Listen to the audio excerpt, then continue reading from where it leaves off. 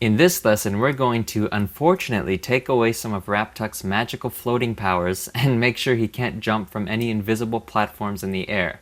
So as we finished up with our last lesson, we have WrapTuck jumping, moving around. He's looking pretty solid. We adjusted gravity, everything's good. So now we just need to go ahead and let Unity know, when is this guy grounded? So let's take care of that now. So let's get started again and open up this character movement script. Let's scroll up to the top here. Let's create one more variable, and I'm going to test you guys quickly. So what we need to do is we need to say, is WrapTuck on the ground or is he in the air? Is this true or is this false? And if you remember, we created a public bool variable to say, let's just say grounded. And let's set this equal to true to start with, because when we start the game, WrapTuck is on the ground. His feet are planted. So before I go ahead and move on with this scripting process, we actually need to do some work in Unity for once again here. So let's go back to Unity and let's select our character. Right now we have a box collider to tell Unity the perimeter of him. We're going to create one more and we're going to place it around his feet so it can overlap the ground a little bit. And this is going to be a detection to say, if this grounded box here, it's going to be like this feet perimeter, if this is intersecting with the ground, then our character's grounded. If it's up in the air and it's not touching the ground, then he is not grounded. So let's go ahead and let's create that right now. So let's go back to add component. I'm just going to say box collider 2D, just like before. There is a slight difference here. We're going to set this up as a trigger now. And what a trigger is it's still going to act as a detection. It's going to detect collisions, but it's not going to actually use force. It's just going to go right through things like a ghost. But it's just an invisible perimeter that if it's overlapping with something, it can detect that. So that's what a trigger is. Let's reposition this. And let's scale this in our y-axis. I'm going to make it, yeah, I think that'll be good. Just a little bit of overlapping perimeter, but not much. So it'll say when his feet are right there overlapping with the ground, then we're good to go. All right, so we now have our box collider 2D. So I'm just gonna collapse those guys again there. And then the next step we need to take is just to tell this box, what is the ground? When I'm colliding with the ground, I wanna say that he's grounded. So tell me what the ground is basically. So we're gonna go ahead and do that right now. Let's select this main background object, and remember we created all these colliders. Like this is telling us what the ground is. So what do we need to do? We need to create a tag and apply it to this object and say ground. So let's go down, and I've already created one called ground in here. For you guys, you just go down and you say add tag, and you type in ground in any of these tags options there. And now let's select this background again. And let's tag it with ground. So what is that doing? We're going to write a line of code saying with that foot perimeter that we created to tell if he's grounded, we're going to say if this perimeter collides with any object with the tag ground on it, then perform these actions. What we want to do is we want to be able to give that option. If we have a ton of platforms in this level, we can apply the tag ground to it and we can call hundreds of game objects by one line of code as long as they have that tag of ground. I hope that makes sense. So let's go back and open up the script and carry on now because we're all set up in Unity. Alright, so now we have our script open back up here. Let's scroll down to the very bottom just above our custom functions. And I'm just going to clean that up. Not too much, but clean up a little bit. So let's comment this out. We're going to set up to say when this trigger is colliding with the ground object, when he is in collision, our grounded is equal to true. And when it's not, then it's equal to false. And then we can go up and change our logic right here to say if get button down and grounded, only jump. We're going to be learning two new things here. We're going to learn about on trigger stay and on trigger exit. I'm going to explain it as I type it, and if you want to learn more, I urge you to go to the scripting reference to just study them a bit because they're really important stuff. So let's start and comment it out. We're going to say this is our ground check. Okay, and let's create this on trigger stay.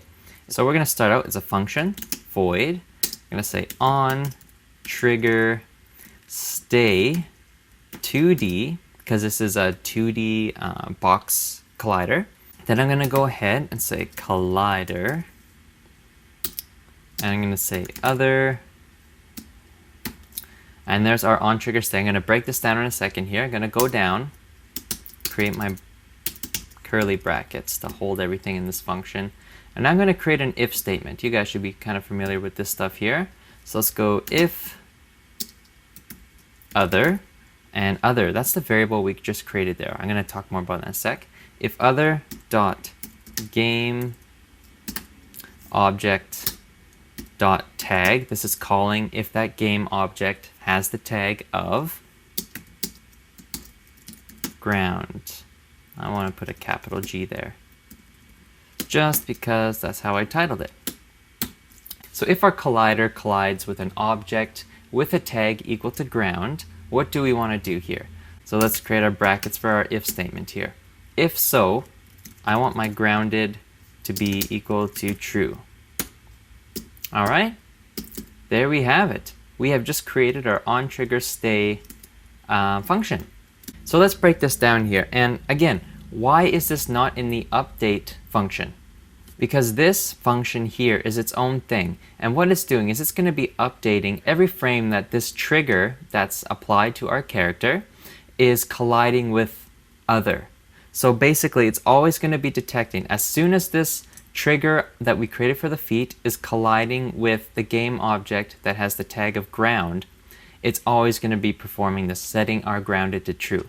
So on trigger stay 2D, that's just the name of this. It's 2D because we have that box collider 2D. So what are these brackets here? These brackets are here just to create a variable that we can pass on into our function and use to detect objects. We've created a variable titled other with the type, variable type of collider. It's going to be storing collider information. And we're using this other variable, which right now is just empty, but we know it's the type of collider. So if this trigger is colliding with a game object with the tag equal to ground, then perform this action. So we've taken our other variable, which is an empty collider at this point, but now fill that with the game object that has the tag of ground. And now, if this is true in our if statement, turn our grounded variable to true. Simple as that. We have our equals. Two equal signs together means if this is equal to ground. And I used a string with the two quotations, just because that's what it is. It's a string value that I'm checking for. So that's our on trigger stay. But now we need to say when we are not, then set that to false. So let's just copy this. And let's paste it below. We're going to make one very simple change here. On trigger stay, we're not staying anymore. We want to on trigger exit 2D, and we want to set our grounded to false when that happens. So what have we done? We've just said as soon as we jump up, that box perimeter that we've created on the bottom of WrapTuck here, checking for the ground, this is going to be way up in the air with WrapTuck, so it's not going to be colliding with our ground anymore. So when that exits that collider, we're going to set our ground to false. But because we have this on stay, as soon as we intersect with that ground again, it's going to set our grounded to true again. So let's see if this is actually working. Let's hit save, and here we are. We are now in our game, but look at this. I'm seeing I have in my console window, something's going wrong here. It says script error on trigger exit 2D. Type of collider 2D. So collider, that's my fault here. This needs to say collider 2D type for my variable, as this is a on trigger stay 2D, not just a 3D one. So if I didn't put the 2D, it would think it's 3D, and that's not going to work. So let's save this, and let's go back, and we should see those disappear. Great. Okay, so now let's hit play, and let's test to see if this is working. Is trigger, reading the wrong thing. Grounded. So you see that's true? It's checked right now, right? So I'm going to go and I'm going to jump. Great. Because he's not interacting, it's false. But when he lands again, it's going to set back to true. But look at this. We're still fly in here. So let's unplay this, and let's go back to our script here. So let's go back. Actually, I'll just select it from here. All right, we're back in. So I want you guys to go ahead and make some comments here first before we do anything else. I'm gonna say ground check. When we are on the ground, then set grounded to true. I'm making some simple comments here. Set grounded to false when we are off the ground. And you guys should go ahead and I'd review in the scripting reference if this is still totally crazy to you, and just make some comments to help yourself out there. But that's our setup there. So now the very last thing we need to do is, now that we know that our bool is working correctly, let's go if input jump is true, and remember we use these two symbols, we want to say grounded. And if I just write the word grounded, it means if that's true. And remember, if I put an exclamation mark, if that's false, then you can do it. But that's not the logic, not correct. We want to say if we hit the jump button and our character is grounded, then jump. So now that I've made that change, I'm going to hit save, go back to good old Unity, hit play. And look at that, I'm button mashing, and he's only jumping. He's only jumping when he's actually on the ground. Cool. So there we have it. And you can play with this now. We have everything's working, so this is where you can start having a lot of fun here. Jump force, let's crank this up. Let's go 338. I kind of like that better. I want to give him a little bit more pop to his jump. I'm going to say, let's go 345. Let's see how this looks. Yeah, I like that better. So now that I know, go back 345. Great. Hit save. We are all good. Our jump is now done. Great work. So I hope this has been a lot of fun for you guys, seeing your characters come to life and seeing how you can move things around within your scene.